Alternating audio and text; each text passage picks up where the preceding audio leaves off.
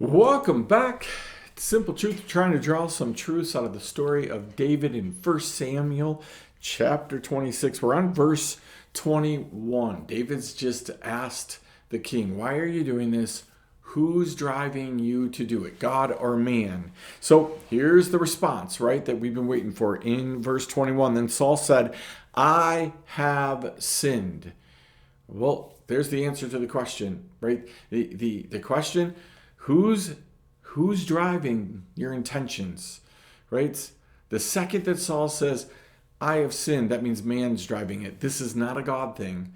This is a man thing. So as you're trying to chase people down, as you're hunting them down to give them a piece of your mind, to ruin their future because you're mad about the present, right? If you're chasing people down and you realize that the intent of chasing these people down isn't a godly intent, it's a man intent, then you need to repent.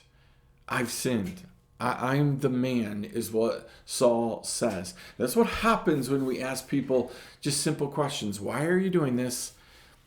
And who's authorizing you to do it? If people can't answer those questions for you, right, then you shouldn't probably be in conversation with them, because it's just stirring up more hatred, more anger, because you're never going to answer right. You're never going to do the things that they want you to do.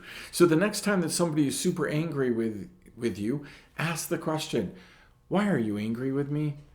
And when they give you the whole list of things, or the one big thing, or the one little thing that they've made a big thing, whatever they give you, don't deny the legitimacy, the right of the thing.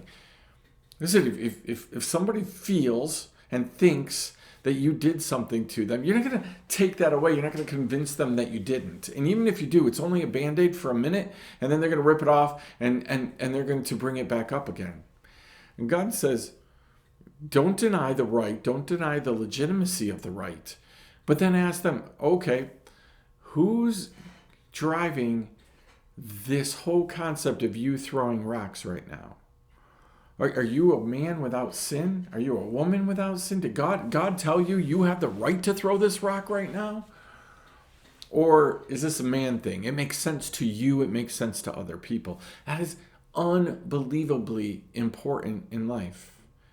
God tells you to forgive. And God tells you to drop your rock. No matter what rationalization, no matter what somebody said that you should do. No matter if you think people deserve discipline, if you think they deserve punishment, if you think they deserve more than what they got, none of that's up to you. A judgment, what somebody has to pay for a sin.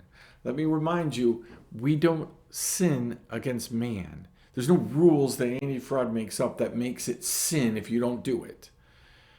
We sin against God. God says obey your authority. Right? So while there is no rule up in heaven for driving 55, there is a rule to obey your authority. While there is no rule for a lot of things, there is a rule in God's economy for how you treat people, what you do in certain moments. So you need to understand that you sin against God, the consequences are felt by man. Therefore, man thinks you're sinning against him, and he wants to judge. Man always wants to judge.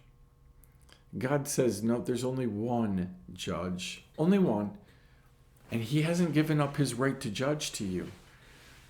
So your job isn't to avoid being hurt by things. Your job is in and through the hurt. What are you going to do with that?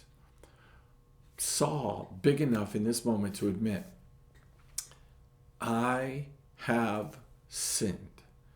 I've sinned. Are you big enough to admit that in a moment?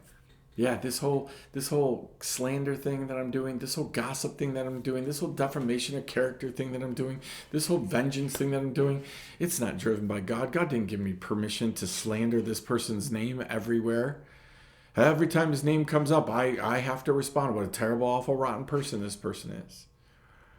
God didn't give you permission to do that anywhere at any time. And he didn't give you permission to warn people about how bad somebody is so they don't get hurt too. He didn't do any of that. Otherwise, God would be warning people about how bad you are.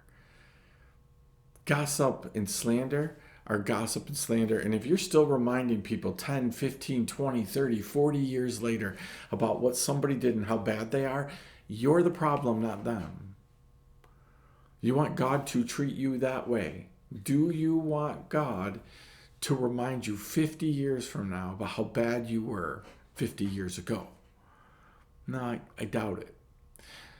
So you chew on that. You think about that. We'll finish the rest of the verse next time right here. Simple Truth.